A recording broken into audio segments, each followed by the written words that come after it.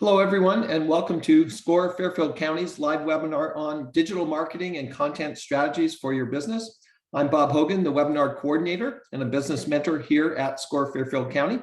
I'm going to be your host today, and our presenter is Kate Berg. More on Kate in just a minute. Our webinar today is being sponsored by Pitney Bowes, so I'd like to invite Danielle Dixon from Pitney Bowes to give some brief introductory remarks. Danielle? Hi, good afternoon, everybody. It's just turned 12. I can officially say good afternoon to everybody who's on the East Coast, at least.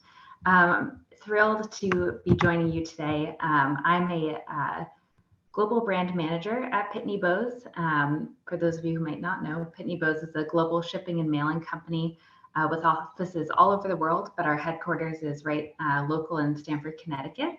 Pitney Bowes provides technology, logistics, and financial services to more than 90% of the Fortune 500. Small businesses, retail, enterprise, and government clients all around the world rely on Pitney Bowes to remove the complexity of sending mail and parcels. I'm thrilled to be able to join today's event and listen and learn from today's speaker, Kate, about digital marketing and content strategies. In my current role at Pitney Bowes, I'm responsible for creating content that showcases who we are and what we do. And that message really has to be carefully considered so it resonates with each of our audiences. Recently, I undertook a large project to redesign our blog and improve our user experience for our visitors, as well as ensuring that our content was optimized for SEO. And I saw that's part of today's program. So definitely interested to learn more. I was charged with creating an education guide for some of our marketers about how they can best optimize, but I think that was scratching the surface. So looking forward to seeing what Kate has to say in that area. Just want to also say, a big thank you to the Pitney Bowes Foundation for sponsoring this event. I'm thrilled to be here as a Pitney Bowes representative, and I'll turn it over to Bob to properly introduce SCORE and Kate. So thank you.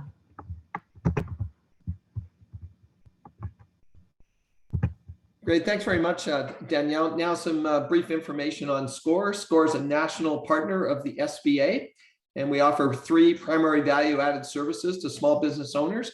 We offer free one-on-one counseling, and you can access that by in-person meetings, by video, telephone, or email, whatever is most convenient to you. And to obtain a mentor, you can use the yellow bit.ly link that you see on the screen, or you can go to our website, fairfieldcounty.score.org, and click on the request a mentor link that is on our website. Secondly, we offer a wide range of workshops and webinars like the one today, roughly about 100 throughout the year. And lastly, we offer extensive resources on our website, including access to subject matter experts. Our next live webinar is next Tuesday, November 1st at noon, and the topic is, does your website pass the 5-second test, with Jennifer DeRosa presenting. Again, more specifics on our website. And if you're on our website, we also have a large number of recorded webinars that you can watch on demand at your convenience. Just some useful logistics about today's event. We have set aside time for Q&A at the end of the presentation. But if you have a question, you can type it in at any time using the Q&A feature. And I'm sure actually Kate will take some of them along the way, but we will allow some time at the end of the presentation. We will end our webinar sharply at 1 o'clock to respect your time. And the session is being recorded, and the link to the recording will be on our website within the next day or so, and you can access that there. It's now my pleasure to introduce our speaker today, Kate Berg. Kate has over 25 years of experience in technology and strategic marketing, focused on helping companies grow, go public, and secure venture capital funding.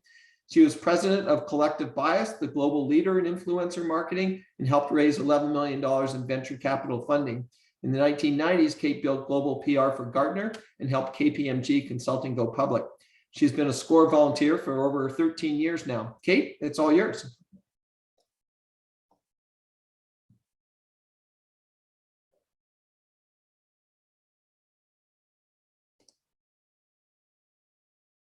Okay, we're having trouble with Kate. Kate, can you unmute and turn your camera on?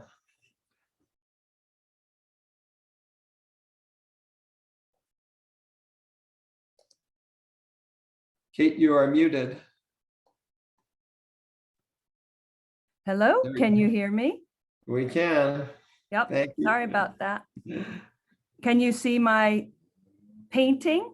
We can. Okay, good. Sorry about that. I have a couple monitors here. Just wanted to make sure everything was working well. And thank you so much, Bob. And thank you, Danielle and Pitney Bowes, once again. What a great opportunity to, on a dreary day, I put this painting up because it's one of my pieces that I did during COVID. And I think it's here to remind me and you, if we're talking about creative digital marketing and content strategies, it's flexing your creative muscles a little bit and also stepping out of perhaps your personal comfort zone. Or in some people's cases, maybe it's really creating opportunities for them to use their best skills. So I'll just start really talking about the big picture, the digital marketing mix. Increasingly, what we're seeing out there for a good many years is that the earned, the red circle, and the yellow owned media is the actual ad. In the old days, the fading world of paid click advertising, content marketing and social media are taking the place of big brand and small businesses. They're able to use the platforms and messages to create awareness and grow a fan base, grow an audience, sell products, and many other goals that the company may have.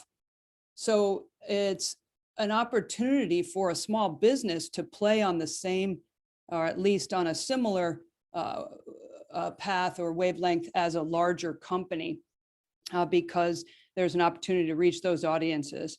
So that's something I pulled from Search Engine Journal just to give us a scope. But really today we're talking a little bit more about digital strategies, and specifically most of this presentation will be on content marketing, and it helps to just, again, define that. What is that? It's the process of planning, creating, distributing, sharing, publishing content via channels such as social media, your blogs, as Danielle was talking about, websites, podcasts, apps, and more.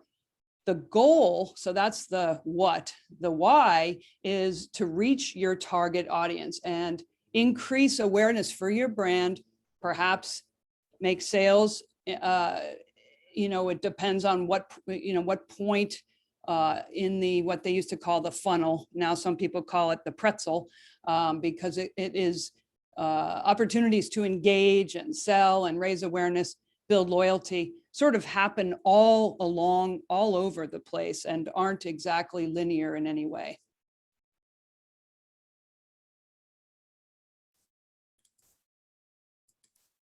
So once we really look at, okay, what are we trying to accomplish? What are our goals?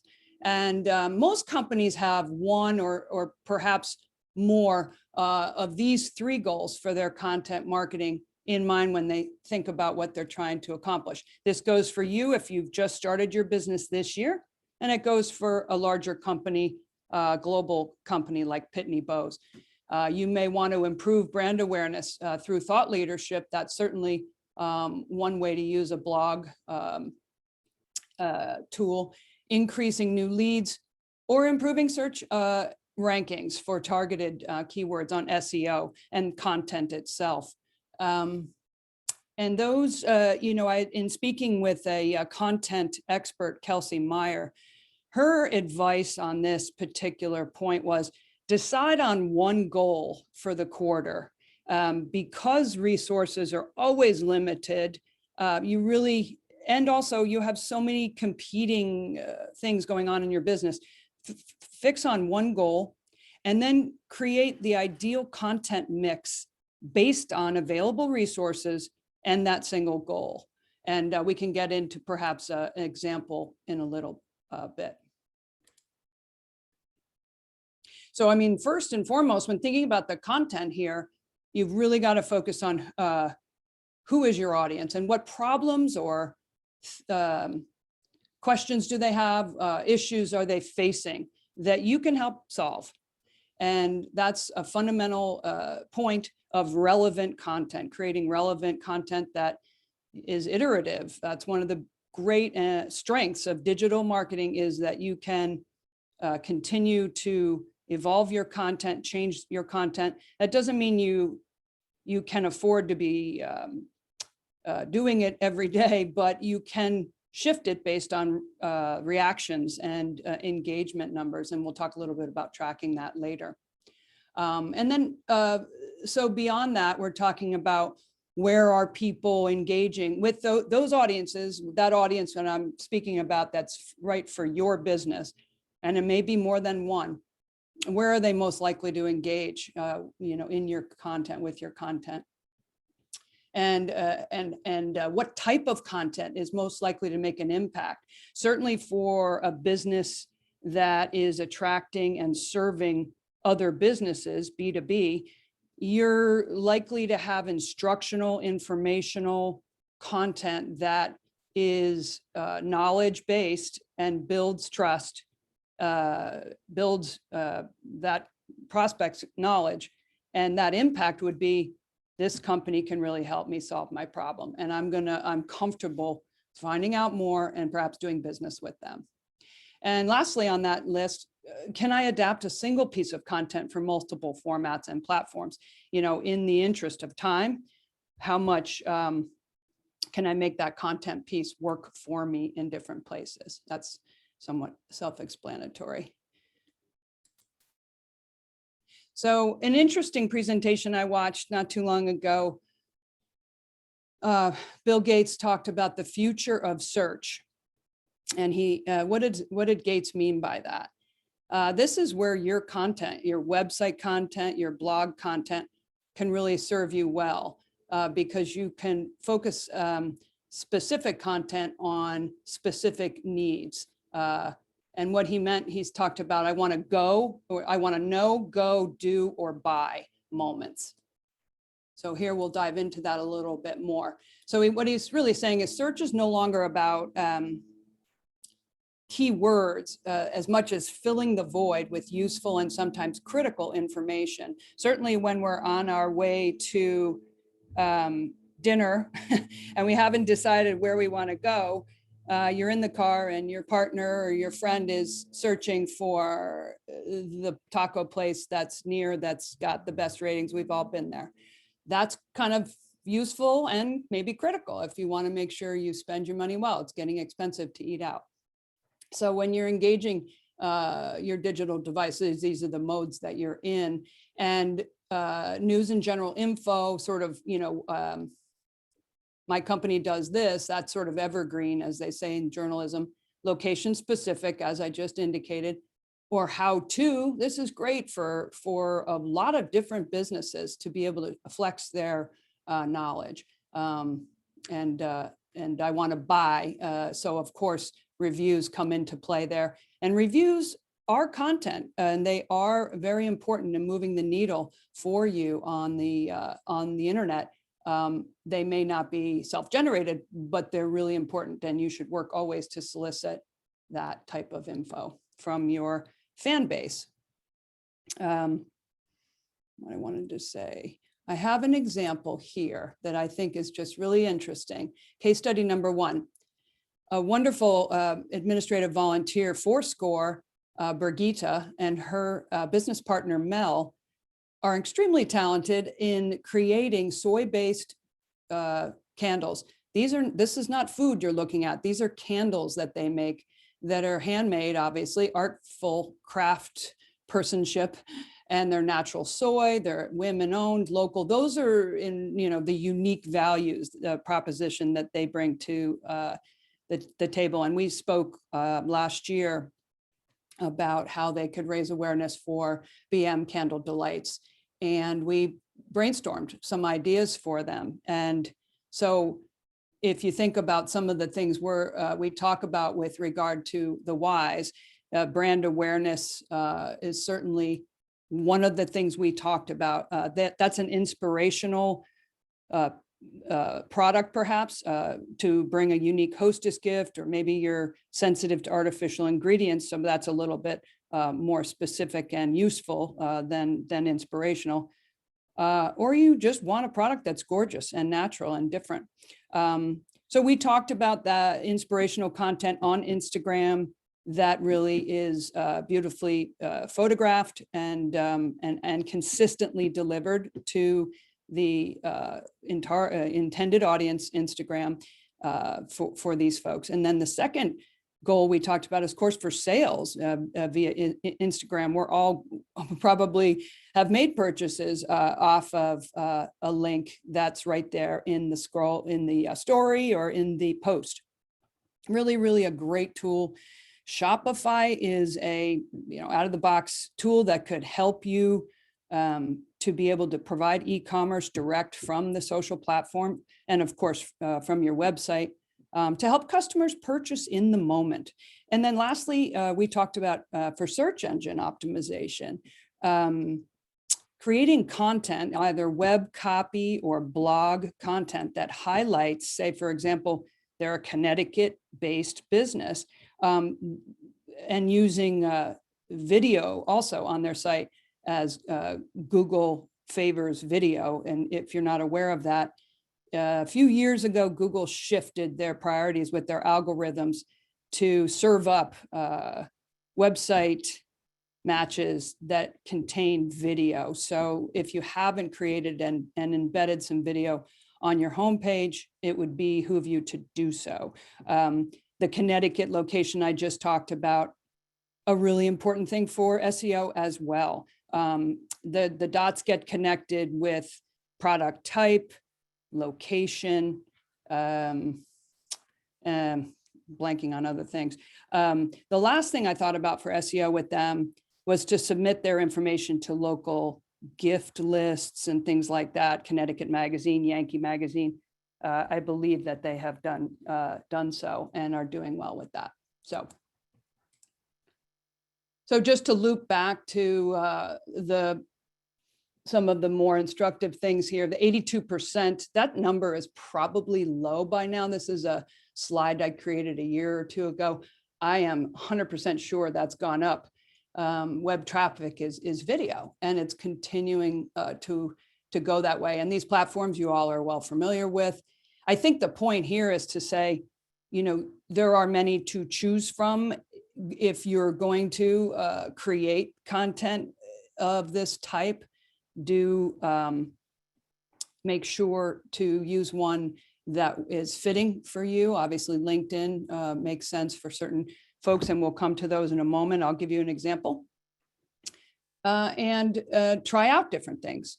But always make sure to drop content and insights in each piece of content or episode, if you're doing some kind of story that continues from one post to the next, which I kind of like. Always include a call to action, CTA in marketing speak, call to action to join the community that you're building around your business or your passion.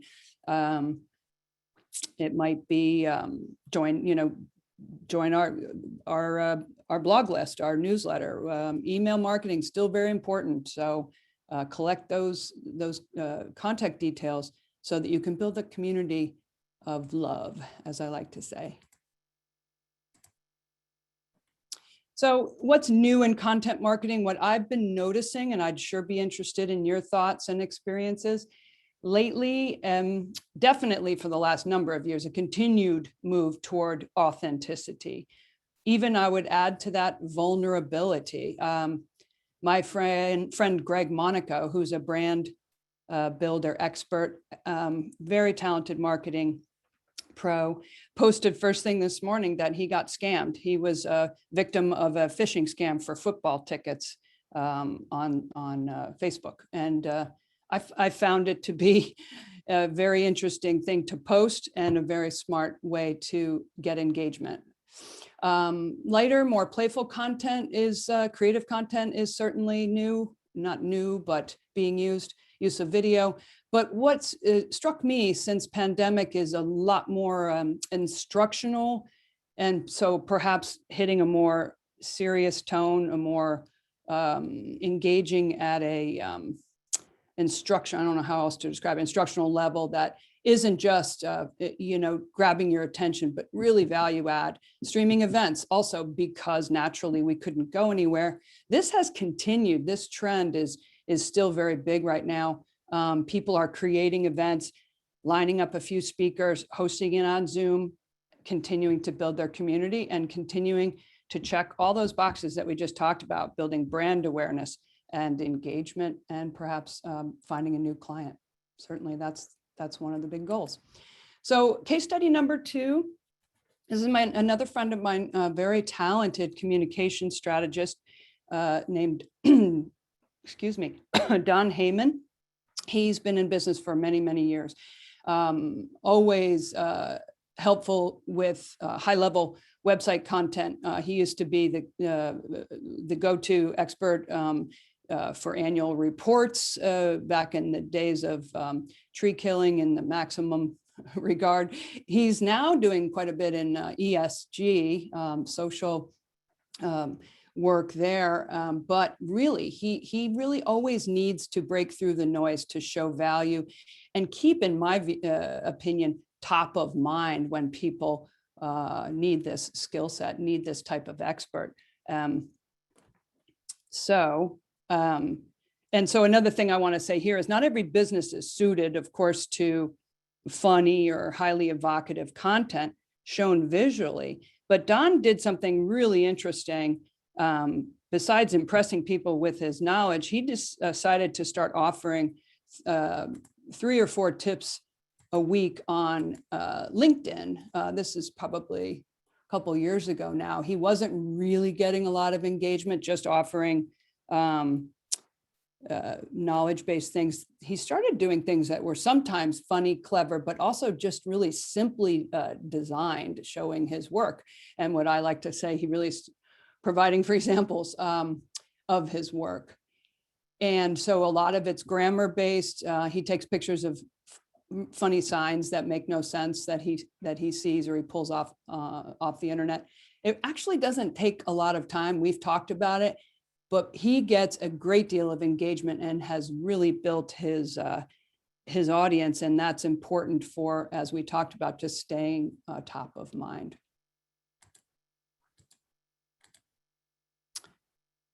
Another example, and the last one I'll talk about today, is my new sister-in-law. I'm newly married. Mary runs Barrel House Z Brewery that's out in Weymouth, Mass. Now because she's really sharp with marketing, built a pretty significant, as you can see, Instagram followers base. However, when we chatted, she was feeling, she's established business. The main presence is on Instagram, really good following, but had to pivot actually during COVID. And she was slightly burned out on her social program and felt that, and the numbers prove that her growth had plateaued. But she really was looking for some ideas and concepts. And so we brainstormed some things of how to create perhaps a new interest and pull in some new engagement there. So her goals were grow Instagram audience through impressions and reach. Profile visits are how she was really measuring that, shares, saves, and likes. So some of the things we wound up coming up with that she's employed to great success. One of the things they have is beautiful hand designed, graphical labels, and they've gone into the hard seltzers a couple of years ago, and other beverages besides just brew, different types of beer. And so I suggested, there are great applications online where you can create animations for very little money and maybe feature those, or even just use video. She wasn't using video at the time. So to really portray the movement, the enjoyment of the product, pouring of the product, it sounds simple, but it is effective for what they're selling. Or another idea was get a young customer to be a brand ambassador. And this type of thing can be very effective as well. And she has had great success in deploying some of these tactics. And then so just talk about measuring your tactics, your strategies, and how is it effective? Is it effective? Unique visitors can be important. I have a great deal of confidence that you all today will be able to share some things that will help everybody in the group. So I like to talk about some of these strategies, tactics, and then have ample time for Q&A. Bob Hogan and I like to play old time radio show hosts and kind of talk about some of the things, because boy, I learn a lot from business owners out there. It's one of my favorite things to do, is to talk to entrepreneurs and business owners and hear what they're doing. So of course, I'm going to get into a little bit of the vegetables, meat and vegetables here on how to return, how to demonstrate that you're getting results and measure your results, your ROI, return on investment. According to Content Marketing Institute, these are some of the things you should be measuring. Unique visits, geography, where are people coming from? Are they relevant? Are they across the world and not going to perhaps be able to engage with your product or service? Mobile readership, are they just landing on your page, or are they actually reading what you're offering there? And perhaps what mobile device they're using, bounce rates, how much time they're spending, and so forth. Comments, point on, so let me talk a little bit about some of these before I blow through. Unique visits are meant to measure how many individual people viewed your content in a set period. It's a good general baseline to measure your content marketing progress. It's important to remember that not all unique visits are created equal. The quality of your visitors can be impacted by a lot of factors, such as traffic sources and the pages that your visitors are viewing, the quality of content they're viewing, and how it fits into their stage of the journey, their buyer's journey. It's also important to remember where they are located. And being aware of this, you can target with your paid advertising or other campaigns how you're running. The high bounce rates indicate that the content on the pages that your audience is viewing doesn't match what they were hoping to get out of it. So if you're getting a high traffic along with high bounce rates, that could be a sign that your headline and your body text have some sort of mismatch. And page view is another simple marketing, what we call KPI, key performance indicator, that's used frequently. Page views, measuring your total number of page views against your unique page views shows you how engaged your audience is. For example, if they are reading multiple pieces of content or articles on your site, do they bounce immediately, or are they staying put to read those? Do they return later and see if there's any new content? So these are some things you can, with Google Analytics and other analytics tools that are quite affordable for small business and offered through many different services, you can track. Comments are obviously a great way to gauge feedback from your audience and see how emotionally compelling your posts were. I say emotionally compelling because people buy with emotion. They back up their decision with rational facts and data, but we buy emotionally with emotional cues. So the last thing, the best form of marketing is word of mouth, and social sharing is essentially word of mouth on the web. A great way to get more people to read your content is by giving people the option to share it. Now that we have a good sense of which metrics to track and how to measure the ROI of a few different marketing strategies, we can feel better about the work we're putting into all this creation of content. Hey, Kate, it's Bob. Maybe before we leave that slide, we have a couple of questions on bounce rates, and maybe it might be best to take them while we're on there. Yeah, sure. Rebecca has asked about how can you define bounce rates? And secondly, she says, I don't see bounce rates as one of the metrics on my Squarespace website. Oh boy. So here's where we're going to go from you all who are in the trenches on a daily basis now, and me who is not actually running a business at the moment, going to say, I know that bounce rates are or have been a tracking measure. Is anyone else in the audience able to answer that question? Because I don't know. I mean, that has classically been one of the many metrics for using it. So you're not seeing it on Squarespace. It may be that you need to purchase a bolt-on service that offers deeper analytics than Squarespace is offering within the app. Okay, maybe we can keep going, and we'll get some audience participation as we go along. We can loop back to this. Yeah, well, I'm on the home stretch, Bob. So I hope to have more engagement and questions, because it's good to have some things to talk about with each other. I always feel like we get some great questions and great experiences on these webinars. Content Marketing Institute is where I got that list, and there are some really wonderful. This is a free website.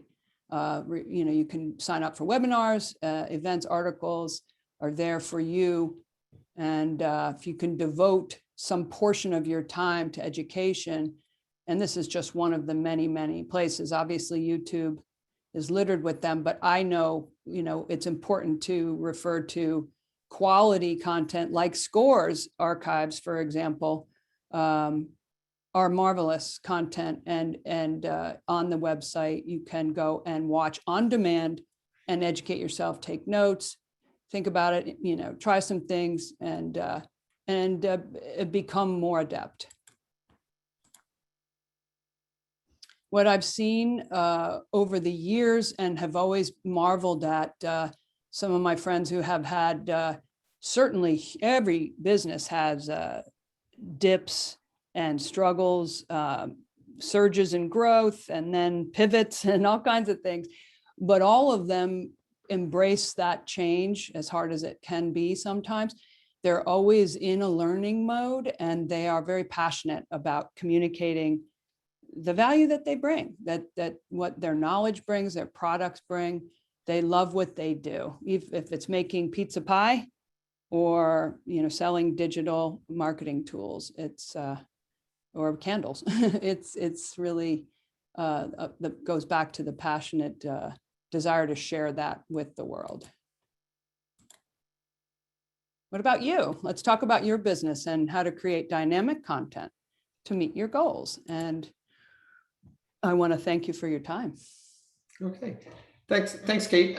We got lots of time for questions here, so we're going to use all the time that we have for questions. Just as a reminder, you can use the Q&A button at the bottom of your screen, and you can type your question in there, and we'll take as many as we can up until the top of the hour. So we have a couple here.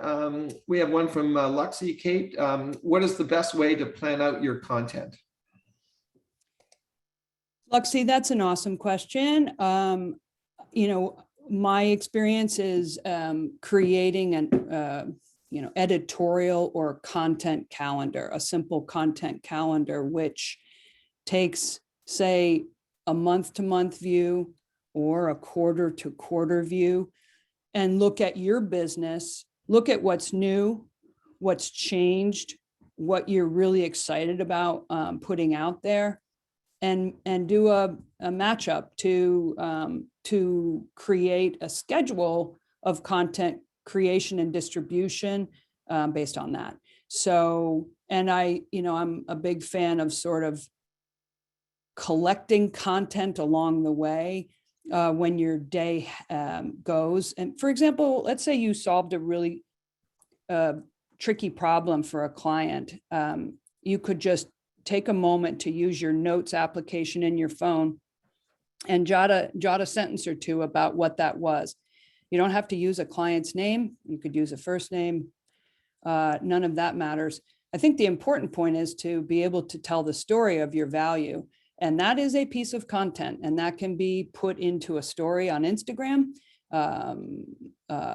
or a post on LinkedIn and on your newsletter, on your website. I mean, there's so many places for that one piece of content to go. And it could be just that simple. You might say, October is, client value month or whatever. I think probably that would be every month of the year, but you might really start to, incorporate that muscle, that use of that muscle into your daily activity. Is every time something happens, even if it's a mistake and you fixed it and the client's happy, I would just record that, keep that in a file on your desktop, or whatever you want to do, and be able to use that content when you're feeling that's an important thing. So a content calendar, and put your reminders into the calendar, give yourself alerts. Sunday afternoon, you take an hour to kind of organize your thinking there, create a couple pieces of content. If you use a platform for social media content distribution, you could even preload those up and schedule those. And I'm sure many of you know that. Hootsuite is just one example. That's hoot like an owl, suite like a hotel suite. And they have a good scheduling, that is their value prop. And certainly also syndication from one site, one platform to another. So you could create one piece of content and that gets distributed on LinkedIn and Instagram.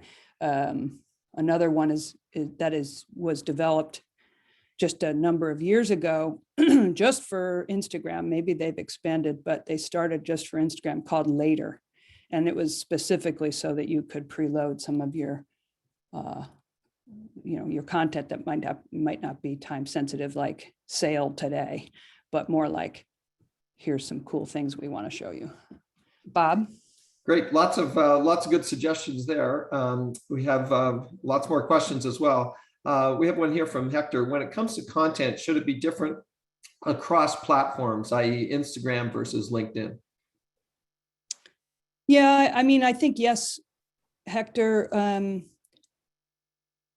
For the most part, I'm thinking through some examples there. Yeah, I mean, I do think so. I think that there's no question that certain platforms like a TikTok are, perhaps you could achieve the same goal, but you're going to use different creative means to get that message delivered. So, I picture, Instagram, you can do multiple rapid slides of dialogue, so to speak, or words, and we all ingest that every day if we're checking those platforms out. That could be done very similarly on LinkedIn and Instagram, which I consider pretty different platforms. I think it's okay to do it. I think it's worth experimenting. I think overall, you're looking at a business versus more of a consumer, platform, though more and more, brands are turning to Instagram. But I'd say overall, you really have to look at that audience, going back to the very beginning of this discussion, where is your audience hanging out? And so then, if they are, say are you Hector the photographer? If you're doing headshots for business people, LinkedIn. And if you're doing baby pictures for the holidays, Instagram, same content, but a different spin on that. Great, I would agree with that totally. Next one is from Leonardo. I'm a content creator and would love to help anyone who needs help with content. That's great. Okay. That's fine. I plugged Candle Delight. So Leonardo, here's to you. Next one is, I'm an aerial instructor and I'm trying to find content ideas other than just posting photos and videos of me or students in action and what my offerings are. Do you have any ideas or resources to build trust, likability, and credibility? All important things. So we're talking jumping out of airplanes? No, is that what an aerial instructor is? I'm not sure. He's not saying. Okay, I need to know. because that would be salient in terms of, I certainly understand the trust part on that one, right? Yeah. And I think, if I am correct, and even if it's teaching people how to fly a plane, the instructional bent and the serious bent is the trust builder, and probably the most important foundational messaging you want to focus on. You can certainly, with your community, sprinkle in some dynamic and inspiring content. But first and foremost, your track record, your ability to ensure that these folks get their goals met, whether it's learning how to fly a plane or jumping out of one, you have goals there either way. So I think, some case studies are always, absolutely home runs, and it does not matter what business you are in. If you have someone who you always have passionate clients, customers, and if you can just grab 5 words from them about why they love your service or product and put those in quotes or in a snip of video, there are a million different ways you can achieve that. But I think what my point is let your loyal community do some of your selling for you. Okay, we'll move on here. Next one is from Nicole. For social media, is there a certain number of posts per week that we should be posting? And should we post the same content on all channels, on all social channels, and make separate posts? Yeah, it's a great question, Nicole, and very meat and potatoes, if you will, because this is practical issue. And I think the how much question, there are a lot of thoughts there, as well as, people talk about how many hashtags to use. That's another really important connect the dots tactic. And some people will say, 11 is the right number of hashtag, and it's important to use hashtags. I'm veering off here for a minute because I did not mention that. That is a way to lasso, how do you say it? Lasso in people that will be relevant to you, even if it's like a Fairfield County, hashtag Fairfield County or hashtag Westport, or, if you're in that town. That's a really, really helpful tactic for you. But how many you use is kind of dependent on a lot of factors. I think, to go back to the how much to post, I think, at least at the very minimum, I would really say 2 pieces of content a week, simply because we're in, such a short-term mentality environment. I think equally important, Nicole, is how consistent you are. Don't do, 2 posts a week for 5 weeks and then drop off the face, right? You've really got to commit somehow, no matter what, to really be consistently there. And also a visual consistency. I have had some slides in the past about best practices on, for example, Instagram specifically, a very visual platform.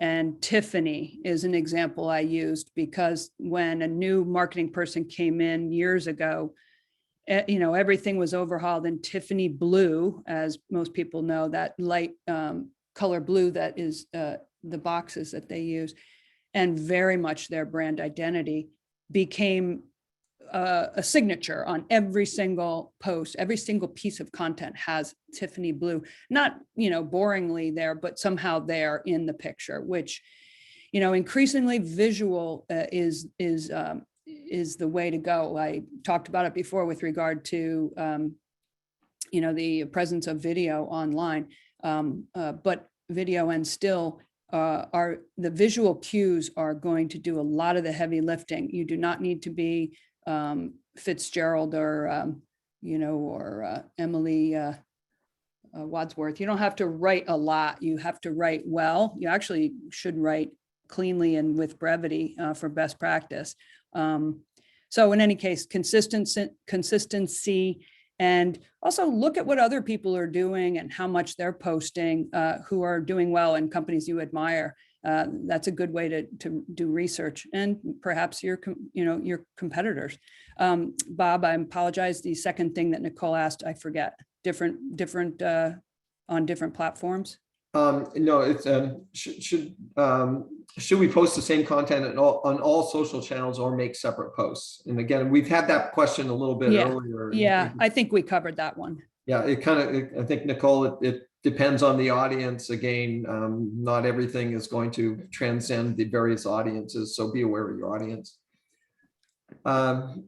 Okay, we have a question from Larry. What is the best way to create and share videos for maximum impact to grow actual product sales versus just likes and shares, etc.? Yeah, create and share videos. Well, to create sales. So, I mean, I think the call to action here is really important. So I know some people have been able to use both YouTube and Instagram, and now increasingly LinkedIn, to create and share videos and to be able to make sales. But the call to action has to be there, and the offer has to be there, or you're just creating awareness and engagement.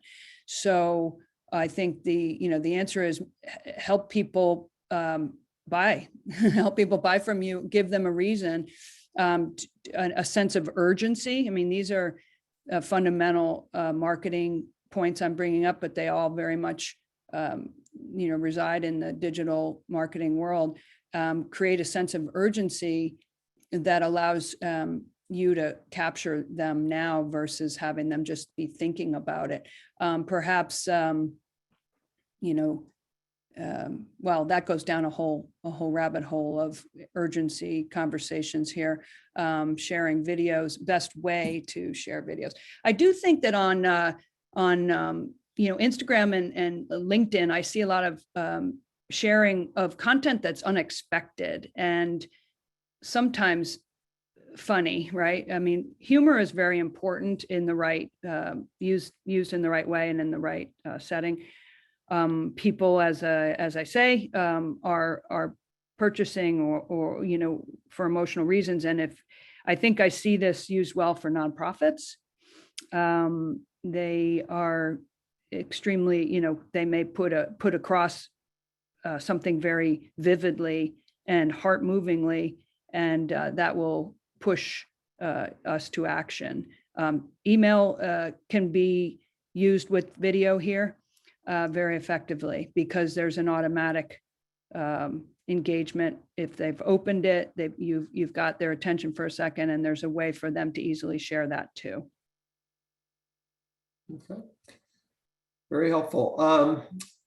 We have one here from Ed. What are your thoughts on trying to go viral with Reddit and similar platforms to that? And just any thoughts or ideas on that? Oh boy, that's one area that I have friends who are really into Reddit, and I know it's one of the OGs of social, and I have to say it's not one I've spent any time with. I would invite anyone else to throw into the chat if they have any thoughts there. I unfortunately can't answer that, Larry.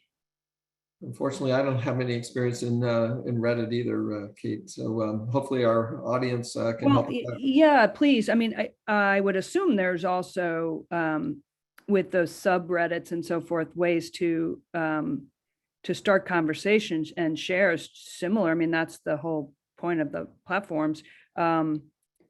If you engage other people in the conversation and kind of draw a bigger circle around, I don't know. I'm kind of riffing here. Sorry. No problem. We'll move on to the next one from Martha Annan. I just created a website of my blog, and what's your advice to promote that blog? So she created a blog on her website. Yes. Okay. Yeah, I mean, do you have a following? Do you collect emails on your website? That certainly would be, for me, go-to number one would be an email that announces the creation of that blog. You've already got your loyal subscribers. I would obviously use the social platforms that we've been spending time talking about to announce that, and to make it important sounding, I might want to, engage an expert in your field. That's also a really great way to build resonance and to grab attention, is to find, maybe you have a restaurant and you've invited in a guest chef who's in town from New York City, and you're doing a video cooking demonstration or something, and you use that hook, for your blog, and you say, follow our blog. We're going to be doing this in the future. You create some sort of regular hook. I mean, you think about TV programming and other visual content programming. You can borrow from all of these, frankly, pretty high level, very expensive platforms. You can recreate those in your small business at a really small price, and some of it's just carving out some of your time. Okay. Another one here from Larry relating to Hootsuite versus Later. We're posting to all our social channels using Hootsuite. Would you recommend switching to Later, which we are now considering? In addition to saving money, are there other advantages to using Later? Does Later have the same functionality as Hootsuite? Yeah, unfortunately, I have to say that that level of detail, I wouldn't feel comfortable giving you confirmation, but I would say that you could certainly do a compare on their sites and just take a look and see what they're constantly building on their initial offering, and Later is no different than any of the ones that have been around much longer. Build a simple solution and then continue to either buy companies or buy technologies that have deeper or different capabilities to expand their offerings, or they build them organically. And so it's, I don't know, because I haven't looked lately, go on their website, see what they, do a compare A and B, and all of them have free trials. So it's easy for you to do an A and B comparison there as well. Another company that's two companies that have done a great job of building capabilities to become more holistic, customer relationship platforms are MailChimp and what's the other one? HubSpot, of course. So take some time, look at them. Also, Google the questions. The answers are there in terms of, and I'm not saying that I don't have them for you, but I mean, beyond this, as we're almost done here today, you can ask, and there are people whose content marketing jobs, similar to where Danielle is residing right now at Pitney Bowes, creating the answers to that and being the experts, building authority by saying, we've looked at all these platforms. Here's what they do. Here's what they don't do. Here's what we think is better for you, if you do this. And that is out there. I prepare each time I do this with Bob for SCORE. I do a lot of kind of updating my knowledge by doing just that. Okay, we've got quite a few more, so we'll take as many as we can here. One from Robin. I have a new safety training compliance company. My clients are private companies, mainly educational facilities and public works, town, city departments. Do you have any ideas on the best platforms beside trade shows for me? I think she's talking about social platforms here, I think. Yeah, safety training for a company settings. Yeah. Yeah. Safety training and compliance. And compliance, yeah. I think certainly YouTube could be, but you have to, you'd have to create a channel and commit to creating content and figure out a way that works for you, that you can regularly offer nuggets, right? It's free samples, and you may be providing nuggets there. LinkedIn to me comes to mind. for a lot of reasons. The search capability on LinkedIn is excellent. You can join an industry group. You can start an industry group on safety training and compliance and be the expert and gather your community around you. Obviously, if you're in business, you're probably sick to death of getting spammed on LinkedIn. It's gotten pretty spammy lately, but you can still get value and you can give value. Don't forget, you are contributing to this community. And what I mean by that is make sure you support other businesses. And so if I were running that business, I would partner up perhaps with a couple of businesses that have been clients and say, you know, let's raise our visibility together. And this is just a brainstorming idea. It might not be good. And let's share a case study of how our employees went from A to Z on compliance, and we made it fun and we made it engaging. We ran this program. This is how it worked. And now you're talking about a company and not your business, which can be more compelling content-wise. Oh, that's great. The one thing I would add to and stress is I do think LinkedIn's likely the best platform, given that this is B2B rather than B2C. So, right. Okay, we have one here from Allison. How do you choose a digital marketer to handle it for you if you don't have the time to learn or do it yourself? Yep. How often should you meet with them, and the range of fees? So, Yeah. It is a conundrum. It's always a question out there. And I do think there are increasing number of folks out there offering services both locally and globally that can fit the bill, but you do have to educate yourself enough in order to determine if value is, going to be there. You can't go in closed-eyed and just job it off on someone. I know you don't have time. You're running your business. I've been there in the years past in both my own businesses that were just, me and a couple of other employees, and then scaled businesses that were growing really fast and we needed help, and contractors. And the network is really important. I'll do my little pitch on how important your community, your own network is in order to draw from it and ask people who they've used. If you like what they're doing, ask them, are you doing that yourself or did you find someone? I would also say some inexpensive alternatives could be Fiverr and that, or Upwork. Those are two. Fiverr is F-I-V-R. I think that's how it's spelled. Fiverr and Upwork. And those are two crowdsourced platforms with experts of all kinds. I've hired engineers on Upwork who were absolutely astonishingly good. And I've also hired designers to do logos on Fiverr, really inexpensive, pretty good quality, got me off the ground, got us going in different settings. And we iterated later. I mean, they're also excellent design people. I'm not saying Fiverr doesn't have them. It's just was my personal experience. These are resources out there. I would use your nonprofits like SCORE for referrals, or Women's Business Development, or Small Business Development Council, Chamber of Commerce. Use the resources in your community, and you got to maybe do a little footwork to find a good one. And I'm sure that answer is not awesome, but that's what I got. Okay. We're almost out of time. We will take one more quick one here, and then we're going to have to wind it up. This one is from Jasmine.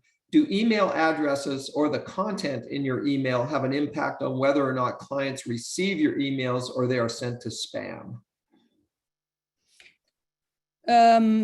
Your website, from my understanding, your website compliance and your internet service provider and the architecture of your business is the main determinant of whether you wind up in spam or not. And that's why a lot of people want to be using an exact target or a constant contact, because those companies are in the business of ensuring that your emails that you want to send to prospects and clients land in the right category. that's what you're paying for in part. So I would say it's well worth it. As a very small business years ago, I used ExactTarget, and it was affordable even when I was in my first year of business. It's probably a good investment if you're going to be doing digital marketing. You can create and manage databases there and send emails and so forth. Okay, unfortunately, that's all the time we have for questions. Just as a reminder, the webinar has been recorded and the materials will be up on our website in the next day or so under on-demand webinars. And our next live webinar is next Tuesday, November 1st at noon. And the topic is, does your website pass the 5-second test, with Jennifer DeRosa presenting. Again, more specifics on the website. Again, if you would like to take advantage of free individual mentoring, you can use the link, yellow bit.ly link on the screen, or you can go to our website and click on request a mentor. And if I could ask you to please fill out your evaluations, they're very helpful to us when you get them at the end of today's webinar. And on behalf of SCORE, I'd like to thank you all for attending today's live webinar. And in closing, a big thank you to Pitney Bowes for sponsoring today's webinar, and to Kate Berg for presenting today. So stay well, everyone, and enjoy the rest of your day. Thanks, Kate. You're welcome. Thank you all.